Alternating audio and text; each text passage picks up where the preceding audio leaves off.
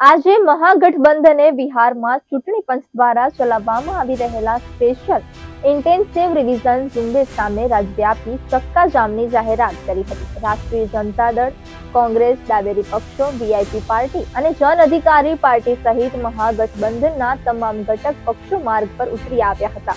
કોંગ્રેસ નેતા રાહુલ ગાંધી પણ આજે પટના પહોંચશે અને તેજસ્વી યાદવ સાથે ઇન્કમટેક્સ ગોલંબરથી ચૂંટણી કાર્યાલય સુધી કૂચ કરશે।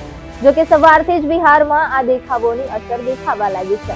પટણાના મનેર વિધાનસભા મત વિસ્તારમાંથી પસાર થતા નેશનલ હાઈવે 30 પર મહાગઠબંધનના કાર્યકરોએ બિહાર બંધના સમર્થનમાં ટાયરો બાળ્યા હતા અને ચક્કાજામ કરી દેતા વાહન ચાલકો અટવાયા હતા। આ દરમિયાન તેમણે ચૂંટણી પંચ અને ભારત સરકાર વિરુદ્ધ નારેબાજી કરી હતી। ચક્કાજામ દરમિયાન રાજદના કાર્યકરોએ ગાંધી સેતુ પુલ બંધ કરી દીધો હતો।